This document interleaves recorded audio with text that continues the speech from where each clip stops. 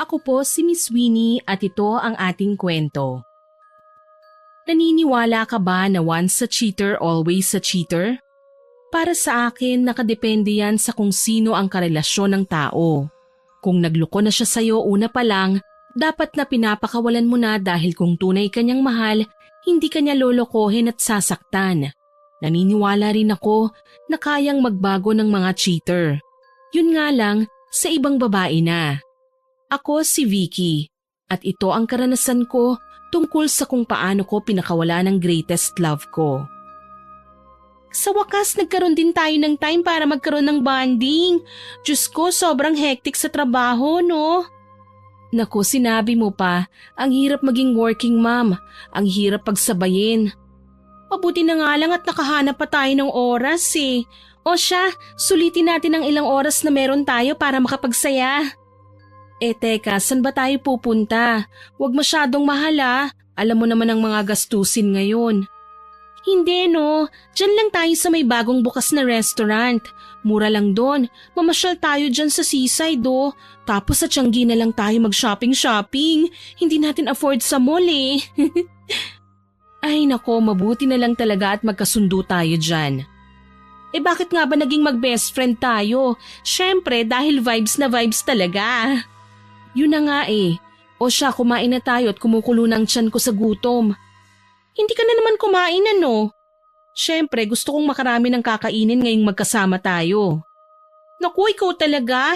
Halika na nga at baka magkaroon ka ng ulcer, ako pang makonsensya. Sorry na. Sa susunod kakain ako kahit konti. Dapat lang ano? Siya nga pala, kumusta ang inaanak ko? Ayun, malikot na siya. Kung inaakala namin na mahirap ang newborn stage, mas mahirap pala pag naglalakad na. Nung newborn pa lang siya, kung saan mo nilapag, doon mo lang din babalikan. Pero ngayon, naku, wish mo na lang talaga na mababalikan mo pa siya doon. Ganyan talaga kapag lumalaki na. Pagkatapos niyan, mamumroblema ka naman kapag nag-aaral na. Naku, mabuti ka pa, binata na ang anak mo. Hindi na kailangan alagaan pa ng husto. Binata na nga pero pasaway pa rin hanggang ngayon. Kung inaakala mong hindi sumasakit ang ulo ko, naku sumasakit. Mas lalo kaya. Wala pala talagang kawala kapag nanay ka na eh. Pero sana mas inagahan kong nag-anak. Tignan mo, fresh ka na ulit ngayon. Habang ako ito, haggard na. Ayan ka na naman. Okay lang yan. At least may sarili ka ng bahay bago ka nagkaroon ng anak. Hindi kagaya ko. Alam mo naman kung anong mga pinagdaanan ko, hindi ba? Sa bagay, nagigipit kami ngayon pero at least may bahay ako. Correct! Yan ang palagi mong isipin, friend. Napangiti ako ni Shobe. Halos 3 buwan din ang nakalipas simula noong huli kaming nagkaroon ng bonding time. Sa sobrang busy naming dalawa, halos makalimutan na namin ang isa't isa. Magkaibigan na kami ni Shobe simula pa nung high school at magpasa hanggang ngayon na 32 years old na kami. Pero hindi kagaya ko na inabot na ng 30 bago nagkaroon ng anak. Mas maaga siyang nagdalang tao. 18 years old lang siya nang mabuntis siya ng boyfriend niyang tinakasan siya. Nang matapos kaming kumain, nagbabalak na sana kaming pumunta sa Tiangge para mamili. Pero hindi yun natuloy nang tumunog ang cellphone ko dahil tumawag ang asawa ko. Sino yung tumatawag? Si Ricky. Bakit kaya napatawag yan? Baka yung anak namin may problema. Baka nga. Sige, sagutin mo na. Hello, mahal? Bakit ka napatawag? May problema ba? Mahal, eto kasing si Lovely, iyak ng iyak. Baka naman nagugutom o kaya inaantok. Ayaw na niyang dumede. Pinakain ko na rin siya. Tapos sinubukan kong ihele. Iyak pa rin ang iyak eh. Panay mama ang bukang bibig kaya naisip ko na baka hinahanap ka na niya. Hindi naman siya ganyan kapag ang kasambayang nag-aalaga sa kanya, mahal. Baka naboboard, ilabas mo naman kasi siya. Ilang oras pa lang simula nang lumabas ako eh. Ay, alam mo naman kasing hindi ako sanay mag-alaga ng bata. Sana kinausap mo na lang si Lola Pasita na wag na muna mag-day off kung gagala ka pala. Mahal, ayaw mo bang magkaroon man lang ng quality time sa anak mo? Palagi ka nalang wala sa bahay. Ay, oo na. Anong oras ka ba uuwi? 3 oras ka nang wala eh. Huwag mong sabihin aabutin ka pa ng 10 oras dyan. Baka hindi na si Shobe ang kasama mo ha? Kasama ko si Shobe. Gusto mo ba siyang makausap? Hindi na. May tiwala naman ako sa'yo eh. O siya, sige. Susubukan ko na lang na patahanin tong si Lovely. Mag-enjoy ka. O ano, anong sabi? Binabaan na ako ng tawag eh. Ang sabi niya, iyak daw ng iyak si Lovely. Ganun yun kapag nabobore. Ay sus, 3 oras pa lang nasa kanya, sumusuko na siya. Alam mo naman ang mga lalaki. Ang sabihin mo, maling lalaki lang talaga yung si Ricky para sa'yo. Shobe naman, heto na naman ba tayo sa mga dati niya pang kasalanan? Diyos ko, sinasabi ko sa'yo ha, kapag yan umulit, ewan ko na lang talaga. Subukan niya lang umulit no, hindi niya nagagawin pa ulit sa akin yun. Tandaan mo, once a cheater, always a cheater. Ikaw rin. Bahala na nga. Halika na at pumunta na tayo sa Tiangge para makapamili na tayo. Kada 3 minuto yata ay tumatawag sa akin si Ricky. Puro reklamo ang mga naririnig ko sa kanya. Na sa totoo lang ay bahagya akong kinaiinis. Pero iniisip ko na lang din na baka nga talagang nahihirapan siyang mag-alaga sa anak namin.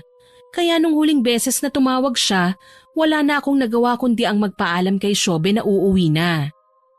Wala na, hindi na tayo nakapamasyal ng matiwasay. Diyos ko naman yang si Ricky, napaka-KJ. Malay mo naman talagang nahihirapan siya kay Lovely. Sige na, sa susunod na lang tayo ulit gumala. Sa susunod isama na lang natin si Lovely. Sige, ganun na nga lang ang gagawin natin.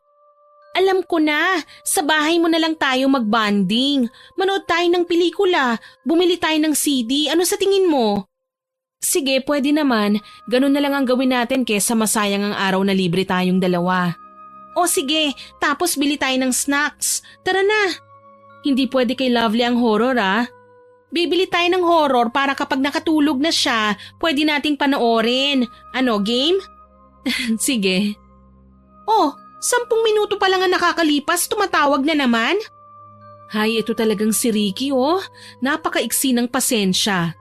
Sagutin mo na nga lang yan, nakakainis na.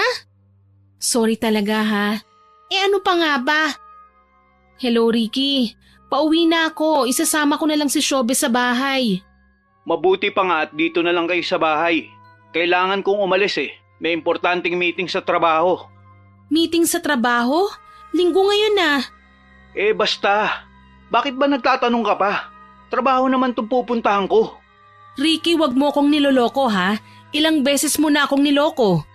Alam mo, ang mahirap sa'yo masyado kang tamang hinala Bilisan mo na lang umuwi at papakausap ko sa'yo si Jimmy para malaman mong hindi kita niloloko. Oo na, uuwi na nga. Hindi ko na maiwasang magalit nang tumataas na ang boses ni Ricky sa akin. Malaki na ang naging sira ng tiwala ko sa kanya simula nung 2 beses ko siyang nahuling ng babae. 2 beses ko lang siyang nahuli pero hindi ako sigurado kung ilang beses ba talaga niyang ginawa. Pero ewan ko ba, paulit-ulit ko pa rin siyang pinapatawad kahit na ilang beses na niya akong niloko at sinaktan. Sinusuyo niya rin kasi ako at nagmamakaawa siya sa akin na hindi na raw niya uulitin. Pagdating namin sa bahay, nakabihis na si Ricky. Nakasuot siya ng polo at pantalon at umaalingasaw ang pabangong gamit niya. Wow, ang bango mo pare Saan ang date? Anong date? Trabaho ang pupuntahan ko. Linggong-linggo biglang tatawag si sir para puntahan yung site na ginagawang building. Nakaka-bad trip nga Ay, ganun ba? Dapat may additional payment yung ganyan. Araw ng linggo dapat nananahimik lang sa bahay. Kaya nga O siya, ikaw na munang bahala sa mag-ina ko Oo naman, aagawin ko na nga ang asawa at anak mo sa'yo Ikaw talaga. O mahal, aalis na ako Baka gabihin pala ako dahil malayo ang pupuntahan namin. O sige, siya nga pala, nasan si Lovely? Nakatulog na siya kakaiyak. Hinahanap ka Kung kailan kami nakauwi, tsaka naman siya nakatulog. O sige, umalis ka na at baka hinihintay ka na ng boss mo. Tignan mo tong cellphone ko para maniwala ka. Baka kasi naghihinala ka pa rin Sige na, hindi ko na kailangan pang tignan yan. Isara niyong maigi yung gate. Aalis na ako Sige, mag-ingat ka ha. Alam mo Vicky, ibang kutob ko sa pupuntahan niyang asawa mo. na baka babae ang pupuntahan niya. Oo, grabe ang pabango eh. Parang hindi lang inispray sa katawan, parang niligo. Kung boss niya ang pupuntahan niya, hindi yan dapat ganyan. Naku, kung may ginagawa talagang kalokohan ng asawa ko, mahuhuli ko yan kahit na hindi ko hulihin. At kapag nahuli mo nga, wala kang gagawin. Ewan ko, Shobe, hindi ko na masyadong iniisip na baka nambababae na naman siya. 2 beses ko na siyang nahuli. Siguro naman nagsawa na siya ngayong nagkaroon na kami ng anak. Hindi mo sure. Pero sana nga hindi na niya ulitin dahil sawang-sawa na akong mag-advise sa'yo kahit pa ulit-ulit mo na lang din naman akong hindi sinusunod. Hindi ko na pinansin pa ang mga sinabi ni Shobe kasi paulit-ulit na lang din naman ang mga sinasabi niya. Bagay na hindi ko rin talaga pinakikinggan. Tama naman ang lahat ng mga sinasabi niya sa akin eh. Pero ewan ko ba, sadyang matigas lang talaga ang ulo ko. Dahil nga tulog na si Lovely, nagpa siya kaming manood na kagad ng horror movie na binili namin. Yun nga lang, kailangan naming pigilan ang mga sigaw at tilian namin sa tuwing lalabas ang multo dahil baka magising si Lovely. Saktong pagkatapos ng horror, nagulat kami pareho nang umuwi na kagad si Ricky. Oh, mahal, bakit umuwi ka na kagad? Akala ko ba gagabihin ka? Ay, pinagod lang ako ng boss ko. Hindi pala matutuloy dahil nagkaroon daw ng emergency ang kliyente. Ay ganun ba? Hayaan mo na magpahinga ka na lang ngayon at bukas may pasok ka na naman sa trabaho. Kaya nga eh. Si Lovely, gising na ba? Hindi pa, masarap pa ang tulog niya eh. Sige, magpapahinga na muna ako at medyo napagod ako eh. Okay, tabihan mo na lang si Lovely. Bakit parang nalugi ang mukha nun? Sino ba naman hindi mababadtrip kung gano'n ang nangyari? Pinaalis pa siya ng bahay pagkatapos bumiyahe hindi naman pala matutuloy. Hindi rin? Yung itsura niya parang nakipag-break sa girlfriend eh. Ikaw talaga, Shobe. Masyado nang malaki ang trust issue mo ha. Pati ba naman si Ricky pinaghihinalaan mo na? Naku, kung may ganyan man siya, ako ang unang makakaramdam niyan. Ikaw talaga, oo. O siya, sige, magpakabulag ka sa asawa mo. Sobrang pogi naman kasi niyang si Ricky eh. Ituloy na lang natin ang panonood ng pelikula. Ikaw talaga, oo, ang dami mong napapansin. Sa totoo lang, naiirita na ako dahil sa paulit-ulit na pagbanggit ni Shobe tungkol sa pambababae ni Ricky. Pero dahil ayoko namang masira pa ang araw namin, pinagsawalang bahala ko na lamang yon. Nang makauwi na si Shobe, nagising na si Lovely. Pero dahil tulog pa si Ricky, hinayaan ko na lang muna siya. Nagluto ako ng hapunan namin kasama si Lovely na nakikikain ng ibang rekado na pwede niyang kainin kahit hilaw. Pero ang pinagtataka ko ay kung bakit kahit na natapos na ako sa pagluluto ng pagkain, hindi pa rin nagigising si Ricky. Kaya naman minabuti ko nang puntahan siya sa kwarto at gisingin. Mahal, gabi na, hindi ka pa rin ba gigising? Medyo masakit ang ulo ko, mahal. Pwede bang hayaan mo na muna ako? Kung masakit pala ang ulo mo, bumangon ka na dyan para kumain at uminom ng gamot. Ay, sige na nga. Baka nga kailangan ko lang talaga ng gamot. Halika, tutulungan kitang tumayo. Wag na. Kaya ko nang tumayo ng mag-isa. O sige, sumunod ka sa akin ha. Teka, may tumatawag sa'yo, mahal oh. Si paring Robert? Aba, ang tagal na natin siyang hindi nakakausap ah. Himala yata. Ano? Sige na mahal at mauna ka na sa labas. Sasagutin ko lang at baka emergency kaya bigla siya napatawag. Naku, baka nga, sagutin mo na lang. Bakit hindi ka pa lumalabas? Ha? Gusto kong malaman kung anong sadya ni paring Robert eh. Ay naku mahal. Sasabihin ko na lang sa'yo mamaya pagkatapos namin mag-usap. Hahayaan mo na lang ba si Lovely sa labas? Baka mamaya kung ano-ano na ang gawin niya ron. Ay, sorry mahal. Oo nga pala. Ay nako, wag mong kakalimutan ang anak natin. Sige na, punta mo na siya. Oo, sige mahal. Ikwento mo na lang sa akin mamaya ha. Tuluyan na nga akong lumabas ng kwarto at dumiretso sa kusina para balikan si Lovely na ngayon ay nakaupo na sa kanyang high chair. Mabuti na lang at hindi siya umiiyak.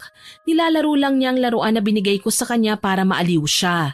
Ang totoo kasi niyan, gusto ko sana talagang malaman kung talaga bang si paring Robert ang tumawag sa kanya. Ewan ko ba, hindi ko alam kung tama bang masyado akong nag-overthink sa lahat ng mga ginagawa ni Ricky simula noong nambabae siya. Ilang minuto rin ang hinintay ko bago siya tuluyang lumabas ng kwarto. Nagtaas kagad ako ng kilay nang makitang nakabihis siya at nakapabango na naman. Maaliwalas na ang kanyang muka kumpara kanina nung nakahiga siya sa kama. Oh, akala ko masama ang pakiramdam mo. Saan ka pupunta? Kailangan ni Robert ng tulong. Kailangan ko na umalis. Teka, sandali. Mas importante pa ba yan kaysa yung masamang pakiramdam mo? Vicky naman, nasa panganib na si Robert. Uunahin ko pa ba ang simpleng sakit ng ulo ko? Aalis na ako. Sige, basta mag-iingat ka ha. Baka ikaw naman ang mapahamak kapag masyado kang nagmamadali. Oo na, sige na. Mag-iingat kayong dalawa ni Lovely dito sa bahay ha. Isara niyo ang mga pinto pati na ang mga bintana. Hindi ako makakauwi ngayong gabi. Didiretso na ako sa trabaho bukas. Ha? Saan ka matutulog? Ako na ang bahala. Nagtataka man ako kung ano ang nangyari kay Robert, pinagkibit-balikat ko na lang muna. Halata naman ang pagkataranta sa mukha niya, kaya sigurado ko na hindi siya nagsisinungaling sa akin. Kagaya nga ng sinabi niya, hindi siya umuwi kinagabihan kaya kaming dalawa lang ni Lovely ang nakatulog sa bahay namin ng gabi. Nilak ko naman ang lahat ng pinto, pati na rin ang mga bintana, pero nagising kami ni Lovely kinaumagahan dahil sa malakas na sigaw ni Lola Pasita. Ma'am Vicky! Diyos ko po! Anong nangyari dito sa bahay niyo, Ma'am Vicky? Gumising na po kayo! Lola Pasita? Ano pong nangyayari? Diyos ko, imulat niyo po ng husto ang mga mata niyo. Tignan niyo ang buong bahay niyo. Ha? Bakit po? Diyos ko, anong nangyari? Bakit nagkagulo ang lahat ng mga gamit? Hindi ko po alam, ma'am. Basta pagpasok ko po rito sa loob ng bahay niyo, ganito na. Diyos ko naman, bakit nagkaganito? Siniguro ko namang nakalakang lahat. Tara ho at hanapin natin kung saan siya dumaan. Hindi po ba sa pinto? Hindi roon, nakalak pa nga ang gate eh. Kung ganun baka po sa likod, pero siniguro ko pong nakalak yun bago ako matulog eh. Baka nakalimutan nyo lang, ma'am. Hindi, sigurado talaga ako. O kita mo na nakalak pa nga. Kung ganon, saan po nakapasok? Teka lang, baka sa mga bintana. Ikaw dun sa kabilang parte at ako dito. Ang mga gamit nyo po, ma'am, baka may mga nawala. Diyos ko, oo nga pala. Hindi ko na alam kung anong uunahin ko, Lola Pasita. Grabe, ano ba kasi talagang nangyari? Tignan mo na ang gamit nyo, ma'am. Ako na po ang bahalang tumingin sa mga bintana. Natataranta talaga ako habang hinahagilap ko ang mga gamit na pwedeng mawala. Ang mga alahas, ang mga mamahaling gadgets at kung ano-ano pa. Pero hindi ko mahanap ang kahit na anong pwedeng nakawin. Tulala akong naupo sa may sala habang iniisip kung ano nga bang intensyon ng nanloob sa bahay namin. Walang ninakaw na gamit. Kaya bakit? Ma'am, bukas po ang bintana doon sa may kusina. Mukhang doon po dumaan ang magnanakaw. May nanakaw po ba? Wala eh. Po, walang nanakaw. Pero bakit pa po ng loob kung wala namang nanakawin? Hindi ko rin po maintindihan, Lola. Ginulo niya ang buong bahay namin nang wala siyang kinuha. Pero isa lang po ang sigurado rito, madam. May hinahanap siya. Siya nga, kasi kung wala siyang hinahanap, hindi niya halos babalik na rin ang buong bahay.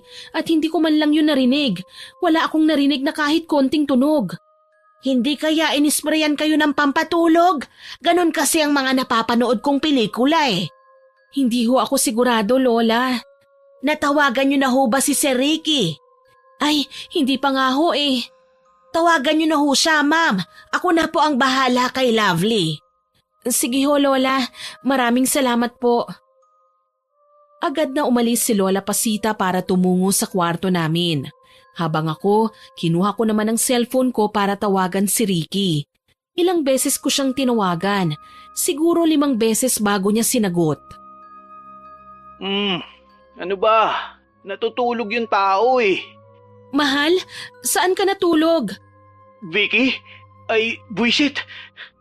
Ba't mo ba ako binibwisit-bwisit dyan? Tinatanong kita, saan ka natulog? Dito kila paring Robert. Kung makapagtanong ka na naman, tamang hinala eh. Hindi ako nagtatamang hinala. May importante akong sasabihin sa'yo kaya ako nagtatanong. Ano ba kasi yun? Ba't hindi mo na lang sabihin? Nalooban ng bahay natin. Ano?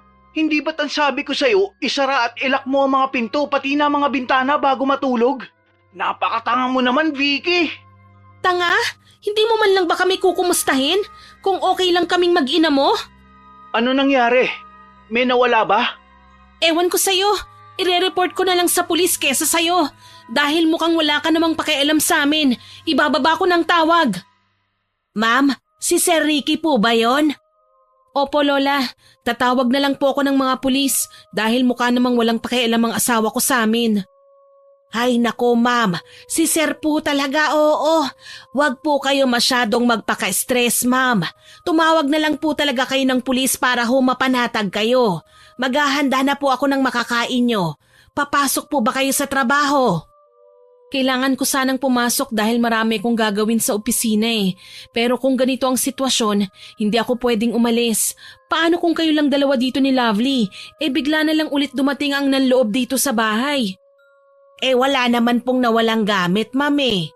Wala nga, pero mas mabuti na ang makasiguro tayo. Hindi natin sigurado baka may nakaligtaan lang akong makitang nawawala.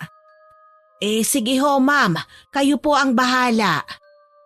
Matapos kong tumawag ng pulis para ipaalam ang nangyari sa bahay namin, tinawagan ko naman ang manager ko sa trabaho para ipaalam ang nangyari.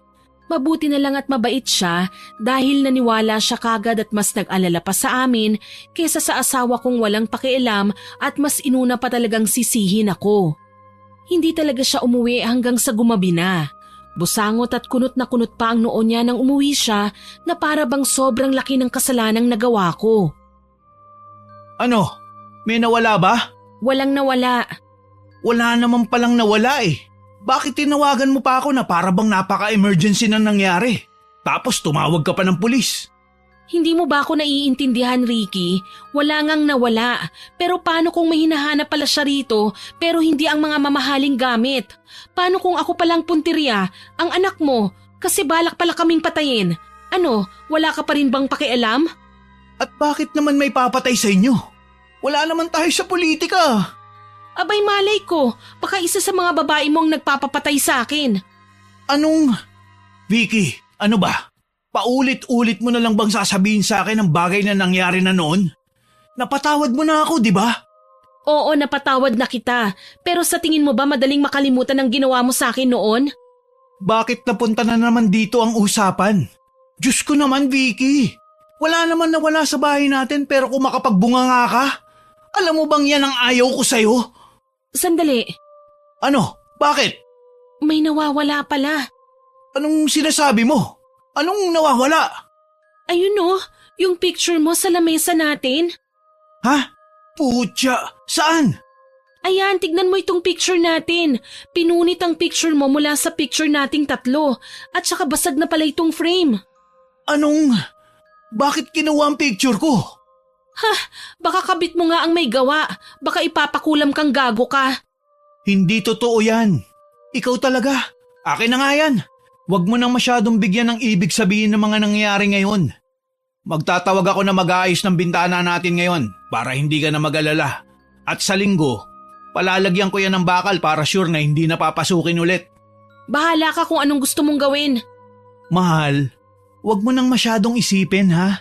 Nakakapagod na kasi yung paulit-ulit na issue natin eh. Hindi naman ako nang bababae. Tinatantanan ko na yon. Sayang lang sa oras. Mabuti naman at naisip mo yan. Sumama ang loob ko kay Ricky. Sa totoo lang, kahit ako naman talaga ayoko nang paulit-ulit pang banggitin ang mga nagawa niyang kasalanan. Pero may magagawa ba ako kapag sa tuwing may ginagawa siyang mali, paulit-ulit ko yung maaalala? Alam ko naman na ang consequence ng pagpapatawad ko sa kanya ay dapat natanggapin kong habang buhay ko nang dadalhin ang bigat ng kasalanang ginawa niya sa akin. Pero hindi ko mapigilan ang hirap kalimutan ang ginawa niya sa akin. Nung gabing yun nga, tumawag si Ricky ng mag-aayos ng bintana. Inabot ng madaling araw ang paggawa pero binantayan niyang maigi yon para lang talagang maging panatag daw ako. Pero kinaumagahan, matapos ang pagpupuyat niya para bantayan ang pag-aayos ng bintana, nagising kaming inaapoy siya ng lagnat. Mahal, nilalamig ako. Kumot. Diyos ko, Ricky, ano ba nangyari at bigla kang nilagnat ng ganyan? Hindi ko rin alam. Baka nagsabay na ang pagod at puyat. Hay baka nga. O siya sige, tawagan mo na lang ang boss mo para makapag-sick leave ka.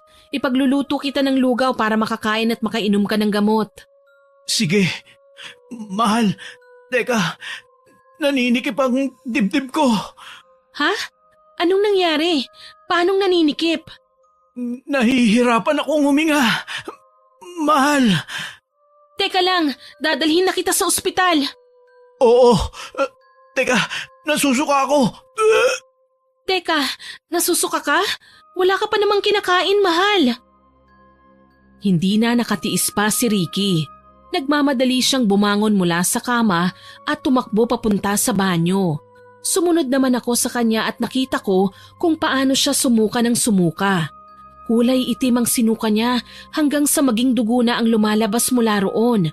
Nataranta ako bigla, kaya ang ginawa ko ay nagtawag na ako ng pwedeng masasakyan para makadiretso na kagad kami sa ospital. Ma'am, parating na po ang tricycle. Maraming salamat po, Lola Pasita. Kayo na po ang bahala kay Lovely, ha? Siyempre naman po, ma'am. Naku, sana naman po at hindi po malala. Sumusuka na siya ng dugo eh. Naku, sana po talaga. Nakakatakot, iniisip ko na baka may TB na siya. Mahal, wag mo namang isipin na may ganyan akong sakit. Baka dahil lang sa pagod at puyat to. Sana nga, mahal. Masyado lang talaga akong nag-aalala sa'yo eh. Hindi imposibleng TB nga po, Sir Ricky. Ganyan po ang nangyari sa asawa ko. Pero nagagamot naman po yun. Basta't nalaman kagad at nagamot po ng maayos. Basta, wag niyong isiping ganyang kalala. Hayaan mo na, mahal. Malalaman din natin mamaya sa ospital. Ay, nandyan na po ang tricycle, ma'am, sir. Halika na, mahal. Kaya mo bang maglakad? Ang mga tuhod ko, parang sobrang nanlalambot. Tutulong na rin po ako sa pag-alalay. Inalalayan namin ni Lola Pasita si Ricky palabas ng bahay hanggang sa makasakay kami sa tricycle. Sobrang nakakaawa ang sitwasyon ng asawa ko. Hinang-hina siya habang panay ang pag-ubo ng may dugo. May pagkakataon pang naninikip ang dibdib niya kaya halos tarantahin ko ang driver na makarating kagad kami sa ospital. Matapos ang ilang laboratory test, lumabas na wala namang kahit na anong sakit ang asawa ko. Kaya tinanong nila si Ricky kung ano bang nakain niya. Kaya lang, wala sa mga nabanggit niyang pagkain ang pwedeng mag-trigger para magsuka siya ng dugo. Pero hindi pa siya pinauwi kagad dahil nangihina siya at masama pa rin ang pakiramdam. Kailangan niyang iswero. Mahal, natawagan mo na ba ang boss mo tungkol sa nangyari sa'yo? Oo, kaya lang masyado talagang istrikto ang boss ko. Kailangan isend ko daw sa kanya mga resulta ng mga lab test ko. At picture na nandito ako sa ospital. Tama lang din dahil naniniguro siya. Pipicturean na lang kita, pati na ang resulta ng laboratory test mo para pagkatapos isisend ko sa'yo. Sige mahal, salamat. Siya nga pala, bakit parang umaliwalas na ang mukha mo? Hindi na kagaya kanina. Siguro dahil dito sa swero. Gumaganda na nga ang pakiramdam ko eh. Baka nga may nakain ka lang talaga na hindi maganda kahapon. Ganun na nga siguro. Kaya lang hindi ko lang talaga maalala kung anong nakain ko. Pasensya ka na, mahal ha. O bakit ka naman nanghihingi ng pasensya? Dahil pinag-alala kita. Akala ko rin talaga kanina kung ano na ang sakit ko. Kinimkim ko lang at nag-isip ng positibo. Mabuti na lang at natural na positive thinker ka, mahal. Baka nakatulong yon kaya magandang naging resulta ng lab test mo. Baka nga. Nga pala. Kailan daw tayo pwedeng umuwi? Maganda na naman ang pakiramdam ko. Ang sabi sa akin ng nurse pag naubos na raw ang swero mo. Ang mabuti pa matulog ka na lang muna. O sige, picturean mo na rin ako para may maisend ako kay boss. Sige, mahal. Pinagpipicturan ko na nga ang mga lab test results niya. Pagkatapos ay siya naman ang pinicturan ko. Nang matapos kong picturan ang lahat ng mga kailangan, isinend ko na yon sa kanya para mai-forward niya sa boss niya. Kaagad na tumunog ang cellphone niya na nasa lamesa na katabi ng hospital bed. Ewan ko ba, pero parang instinct na tumayo ako para tignan ang screen ng cellphone niya. Kaagad na kumunot ang noo ko nang makita ang pangalan ng nag-chat sa may screen. Inaasahan kong ako ang nakalagay roon dahil saktong pagkasend ko ay tumunog ang cellphone niya. Pero ang pangalan na lumabas ay Utol Rocky. Mahal, nag-chat sa iyo si Kuya Rocky. Pakibasa na lang, mahal. Sige, sigurado ka? Oo. Ay, teka, ako na. May password pala yan. Bakit naglagay ka na naman ng password? Hindi ba tinanggal mo na yan? Tinanggal ko nga. Pero pinagtitripan ako ng mga katrabaho ko. Binubuksan nila bigla ang cellphone ko at nangangalkal. Hindi naman maganda kung pati yung mga pinag-uusapan natin mabasa nila. Ano? Ginagawa nila yun? Oo. Sino yung mga yan? Dapat hindi nila ginagawa yan. Invading of privacy ang ginagawa nila. Hayaan mo na, mahal. Hindi na naman mauulit kasi nga nilagyan ko na ng password. Pero kahit na, wala silang karapatang gawin yun sa gamit mo. Kaya nga, basta't mas magiging maingat na lang ako sa gamit ko. Siya nga pala, anong sabi ni Kuya Rocky? Nangungumusta. Nangungumusta? May kasamang picture Ano yung sinend niya sa'yo? Wala naman, mahal. Sinabi ko kasi sa kanya itong nangyari sa akin Tapos nag-reply siya sa akin at sinabi niya magpatingin daw ako sa albularyo kung wala namang makita sa mga lab test. Bakit albularyo? Kasi baka nakulam ka, ganon. Siguro. Pero ano ka ba, mahal?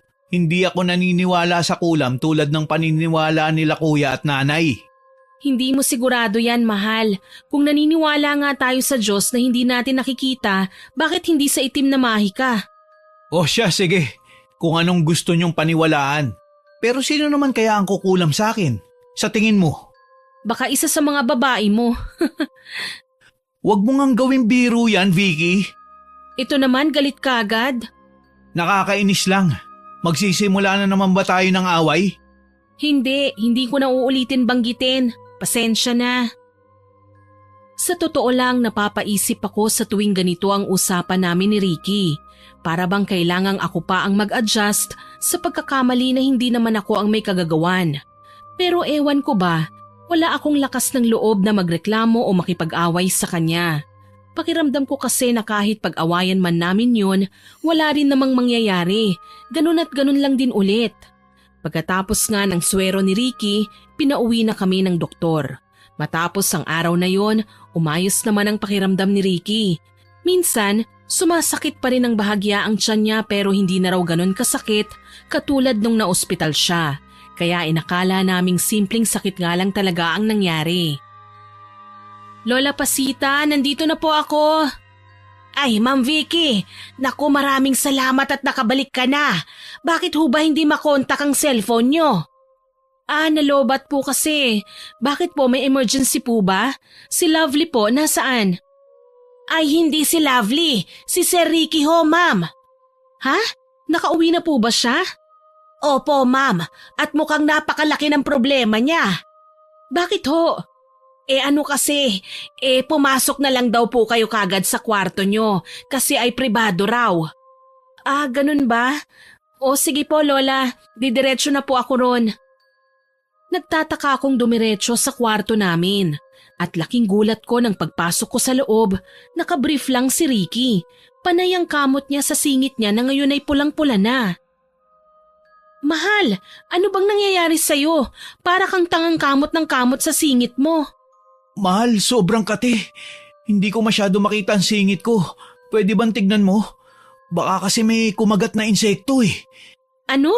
Sa lahat ba naman ng parte ng katawan na pwedeng kagatin sa singit mo pa? Hindi ko nga alam, mahal. Bigla na lang kumati bandang hapon. Baka naman sa pantalon na suot mo. Hindi mo ba muna pinagpag bago isuot? Kung sa suot kong pantalon, di sana umaga pa lang nakagat na ako. Saka kahit anong hanap ko, hindi ko mahanap yung insektong kumakagat Hay nako, patingin nga. Dito, mahal oh. Diyos ko, ano yan Ricky? Parang hindi naman kagat ng insekto yan eh. Bakit? Ano ba ang nakikita mo? May mga butlig-butlig na may tubig sa loob at napakarami. Mukhang aabot yan hanggang sa pribadong parte mo. Ano bang nakain mo? Hindi ba allergy yan, mahal? Alam mo namang wala akong allergy sa kahit na anong pagkain eh. Baka hindi sa pagkain. Baka sa balat. Uminom ka na nga muna ng gamot para sa allergy. Mabuti at meron ako nun. Sige, mahal. Ay, bakit kaya parang sunod-sunod naman yata ang pagkakasakit mo? Hindi naman sakit to eh. Simpleng allergy nga lang siguro. Sakit pa rin yan. Sunod-sunod. Medyo nakakabahala na ah. Huwag mo nang masyadong isipin. Ako nga binabaliwala ko lang. O siya sige, kung sa tingin mo hindi naman ganun kalala, heto at inumin mo na itong antihistamine. Sige, mahal. Pwede bang pakikuha mo na rin ako ng tubig sa kusina? Sige, ako nang bahala. Pagkalabas ko ng kwarto, nakaabang na ron si Lola Pasita habang karga si Lovely na mukhang excited na magpakarga sa akin dahil panay nakaangat ang mga kamay niya sa akin. Halata din naman ang pag-aalala sa mukha ni Lola Pasita. Lola, alam ko pong nag-aalala kayo kay Ricky. Ayos lang po siya, allergy lang. Ganun ho ba? Akala ko lang po kasi. Bakit ho, Lola? May problema po ba? Wala ho, ma'am. Baka nga ho allergy lang talaga. May hinala po ba kayo sa kung anong nangyayari kay Ricky? Kasi ang totoo po niyan, marami siyang mga maliliit na butlig sa may singit. Kasi ma'am, nakita ko ho ang mga mata ni Sir Ricky kanina. Nanlalalim at itim na ang eye bag. Ano pong ibig niyong sabihin doon? Na-addict po siya? Ay hindi po ma'am, hindi po yun ang ibig kong sabihin. Ano ho kasi, baka lang naman, baka ho kinukulam si Sir. Ano po? Paano niyo naman po nasabing baka kinukulam siya? Kasi po ma'am, noong nakaraan, hindi po ba at nagsuka siya ng dugo? Pero nang ipatingin niyo sa doktor, wala naman nakitang problema. Pagkatapos ngayon, nagkaroon naman siya ng mga pantal-pantal sa katawan at sa maselang parte pa. Yan nga rin po ang napansin ko at… Pwede ba, Lola Pasita? Huwag mong lasunin ang utak ng asawa ko. Hindi ako kinukulam. Simpleng sakit lang to. Sir, nagsasabi lang po ako ng posibilidad. Dahil kung talagang kinukulam po kayo, mas maiging maagapan kagad natin kaysa pagsisihan sa huli. Wala akong pagsisisihan dahil hindi ako nakulam. Mahal, wag mo namang pagtaasan ng boses si Lola Pasita. Nag-aalala lang naman siya sa'yo. Hay, ewan. Ang sabi ko kasi kuha mo ako ng tubig pero inuna mo pa makipagkwentuhan. Gusto ko nang uminom ng gamot dahil sobrang katilan nitong mga pantal ko. Pasensya na ho kayo, sir. Hindi ko po sinasadya. Ewan ko sa'yo. Matuto kang lumugar ha. Hindi porket matanda ka, kailangan ka ng galangin. Tandaan mo, kami pa rin ang nagpapasahod sa'yo. Ricky, ano ba? Tama na yung mga sinasabi mo. Totoo naman eh. Lola Pasita, akin na po si Lovely at doon po muna kayo sa kwarto nyo. Pasensya na po kayo sa asawa ko. Sige po, ma'am. Ricky, ano ka ba? Kumalma ka nga. Sino bang hindi iinit ang ulo kung sasabihan ka na kinulam ka, ha? Ricky, kumalma ka nga. Kung hindi ka nga kinulam, okay, fine. Huwag mong sigaw-sigawan ng ganun ng matanda. Kung nakita mo lang ang pag-aalala niya sa'yo. At saka paano kung totoo palang sinasabi niya? Yung nawawalang picture mo ang nakalagay sa picture frame natin, ano yun? Wala lang? Naniniwala ka sa kanya dahil dun sa picture. Diyos ko naman, Vicky. Ewan ko, Ricky. Huwag na nating pag-usapan. Kung hindi nga nakulam, edi hindi. Natulog kaming may samaan ng loob. Sobrang sama ng loob ko dahil sa pagsigaw-sigaw niya kay Lola Pasita. Si Lola Pasita ay isang napakabait na kasambahay. 60 years old na siya pero gusto niya pang magtrabaho para hindi siya umasa sa mga anak niya. Ganon siya kabait na ina. Nung unay ayaw pa ni Ricky na tanggapin siya bilang mag-aalaga kay Lovely dahil nga may edad na. Pero nang makumpirma naming wala siyang kahit na anong medical history, pumayag na rin kami. Ngayon nga ay magtatatlong taon na sa amin si Lola Pasita at napamahal na ako sa kanya. Mas nanay pa ang turing ko sa kanya dahil mas naaalagaan niya ako kaysa nga sa nanay ko. Kaya nasaktan ako sa pagsigaw-sigaw ni Ricky sa kanya. Wala sana akong balak na pansinin si Ricky dahil sa sama ng loob na nararamdaman ko para sa kanya. Pero ang hindi ko inaasahan ay nang magising ako kinaumagahan. Mahal, gumising ka! Mahal! Ano ba, Ricky? Bakit ba para kang natataranta dyan? Mahal, may kakaibang nangyayari sa ano ko. Sa ano? Sa ano ko? Itong ano ko. Oh, bakit? Anong nangyayari dyan? Hindi na siya nabubuhay. Anong hindi nabubuhay? Huwag kang magulo dyan, galit ako sa'yo. Hindi mo ako madadaan sa mga ganyan-ganyan mo. Hindi ako nagbibiro, Vicky. Dapat sa ganitong oras buhay na to eh. Pero hindi. Para siyang lantang gulay. Anong problema ngayon kung parang lantang gulay? Hindi ba natural lang naman yan? Buhayin mo kung gusto mo, pero wag mo akong idamay. Tulungan mo ako. Ayaw na talagang gumana. Sinabi nang hindi mo ako madadaan sa paganyan-ganyan mo eh. Galit ako sa'yo dahil sa pagsigaw-sigaw mo kay Lola Pasita. Hindi mo ako maaakit, Ricky. Hindi kita inaakit. Talagang hindi na siya gumagana. Naku, ewan ko sa'yo. Matutulog pa ako. Tignan mo lang kasi saglit. Tignan mo kung gagana kapag ikaw ang bumuhay. Hindi ko alam kung totoo ba ang sinasabi sa akin ni Ricky kaya imbis na paulit-ulit niya akong kulitin, bumangon na lang ako sa kama at saka binuksan ang ilaw. Parang timang na nagmamakaawa ang mukha niya habang hawak ang kargada niya. Pinanliitan ko pa siya ng mga mata bago ako lumapit at tinignan ngayon. Kung dati kapag nasagi lang o nahawakan, mabilis na itong nabubuhay. Ngunit ngayon hindi na. Kahit anong hawak at pisil ko, walang epekto. O di ba? Sabi ko sa'yo mahal eh. Ayaw na talagang mabuhay. Naku, pagod lang yan kaya dapat na ipahinga mo. Tara na at matulog na tayo. Baka nga pagod lang. Pero teka, paano mapapagod yan? Halos 2 buwan na tayong walang physical contact. Baka pagod nga lang talaga ako. Baka nga. Sige na at matulog na tayo kaysa problemahin mo pa yan. Mahal, mamahalin mo pa ba ako kahit hindi na to nabubuhay? Ewan ko sa'yo, Ricky. Hindi pa tayo bate para magtanong ka sa akin ng ganyan. Yun ang unang gabi na hindi na gumana ng maayos ang pagkalalaki ni Ricky. Sa loob ng 3 araw, pinroblema niya ang pananamlay raw nun. Kahit na anong himas at laro niya, wala na talaga at saksi ako ron.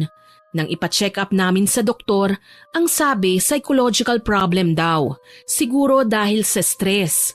Simula nang magkaganon nga ang pagkalalaki ni Ricky, hindi na siya kumain ng maayos kaya nangayayat siya. Hindi na rin siya nakakatulog ng maayos at para siyang batak dahil paikot-ikot siya sa kama namin para lang makatulog. Minsan bumabangon na lang siya at tumutulala sa may bintana at doon nagpapaantok. Nag-aalala na ako sa kanya pero sa tuwing nagpapatingin kami sa doktor, stress lang daw ang nangyayari kay Ricky. Binibigyan lang siya ng gamot para doon. Hindi ko lang talaga masabi na pati ako ay nai-stress na rin sa lahat ng mga nangyayari. Vicky, nandito na ako. Ay, Shobe, salamat at nakarating ka na. Halika, pasok. Na-miss mo ako, no? Naku, sobra. Stress na stress ako lately dahil sa mga nangyayari kay Ricky. Kaya kailangan ko ng kausap ngayon. Ay, speaking of, nasan ba siya ngayon? Linggo ngayon ah. Umalis eh. Ang sabi niya tungkol daw sa trabaho. Alam mo, duda talaga ako sa kanya sa tuwing sinasabi niyang tungkol sa trabaho yung pinupuntahan niya tuwing linggo. Hay nako, heto na naman po tayo. Hindi naman sa pinag-o-overthink kita ha, pero naikwento mo na kasi sa akin yung mga nangyari sa asawa mo eh. Alam mo yon, bigla na lang siyang nagkakaroon ng mga rashes kung saan-saan. Sumusuka siya ng dugo. Hindi na rin gumagana ang pinagmamalaki niya, girl. Hindi ako naniniwala na stress lang ang mga yan ha. Kung ganun, anong pinupunto mo? Baka nakukulam ang asawa mo. I mean, isipin mo nga, linggo pumapasok sa trabaho. Baka naman iba ang pinapasukan niya. At dahil nga sa ginagawa niyang yan, nakulam siya.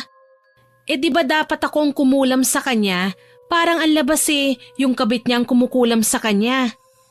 Exactly! What if? What if lang naman? What if marami pa siyang kabit na hindi pa natin alam ano? Baka not 1, not 2, but 3. Sobra naman, Shobe. Parang hindi ko mapaniwalaan yan. Try nating imbestigahan? Lalabas naman ang katotohanan kung talagang totoo nga. Natatakot ka lang na hiwalayan si Ricky Ganun na nga. Sus, ano bang pinakain sa'yo ng lalaking yan? Hindi ka na mabubusog sa kanya dahil hindi na kamo nabubuhay. At isa pa, hindi naman siya kagwapuhan. Hindi rin naman mayamang-mayaman. Kailangan mo pang magtrabaho para mapuno ang mga pangangailangan nyo rito sa bahay, di ba? Ano, imbestigahan na lang natin. Siya, sige na nga. Sige na, para makampante ka na. Ako ba talaga ang makakampante o ikaw? Sige, pareho. Sa totoo lang, curious talaga akong malaman ang katotohanan. Pero sa kabilang banda, natatakot ako na masaktan na naman ako. Natatakot akong maramdaman ko na naman yung pakiramdam ng pinagtaksilan. Alam ko kasing napakasakit nun na walang katumbas na sakit kapag niloko ka na naman ng makailang beses na. Ayoko na nga sanang maghukay pa ng sarili kong libingan pero itong si Shobe mapilit Sinubukan kong tawagan ang katrabaho niya na sinabi niya sa akin na kasama niya raw. Hindi ko tinanong ang tungkol sa trabaho nila. Basta tinanong ko lang siya kung kasama niya ba si Ricky dahil may emergency sa bahay. Pero ang sinugot niya ay hindi niya kasama, na may lakad siya kasama ang buo niyang pamilya. Diba? Sabi ko sa'yo may kabit na naman yung asawa mo. Alam mo, Shobe, bigla kong naalala yung nag-message ako sa kanya noon Hindi pangalan kong lumitaw sa screen ng cellphone niya, kundi Utol Rocky. Wow! Utol Rocky ka na pala ngayon bakit hindi mo siya kinumpronta? Ayoko nga ng away Natatakot akong makipag-away ulit sa kanya. Grabe ang martir mo, Day. Alam mo, Vicky, hindi ako papayag na hanggang dyan ka lang. Tutulungan kitang makipaghiwalay dyan sa asawa mong babaero. Ano ka ba, Shobe? May anak kami. Bakit? May anak din naman ako pero pinilit ko bang magsama kami ng tatay niya? Isa lang ang anak nyo at maliit pa siya. Maiintindihan niya ang desisyon mo kaysa lumaki siyang nakikitang babaero ang tatay niya. Alam mo ba ang kasabihan na ang mga anak na babae ang sumasalo ng karma ng tatay nila? Tignan mo ang nangyari sa akin. Dahil sa pagiging babaero ng tatay ko, ako ang nagdusa. Totoo ba talaga yun o minalas ka lang talaga sa lalaki? Bakit? Ang tatay mo ba? Ayun, babaero din. Nakita mo na? Sabi ko sa'yo may dalang sumpa ang mga lalaking hindi makontento sa isa.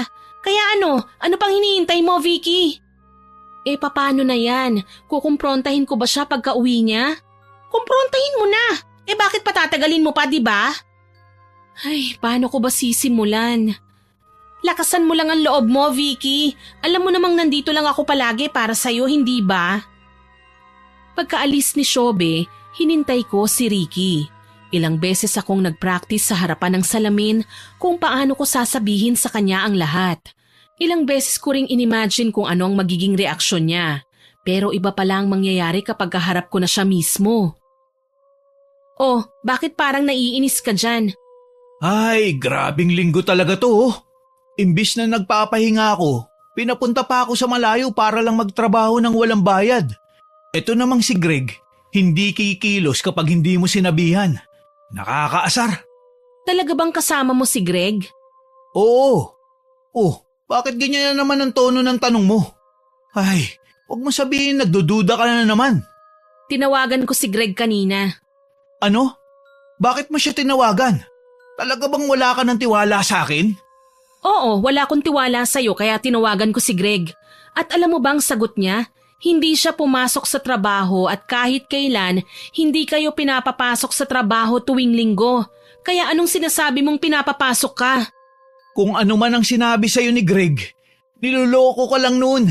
Malakas ang trip noon Sobrang lakas naman ang trip niya para sabihin sa akin yon nang hindi sinasabing joke lang sa dulo.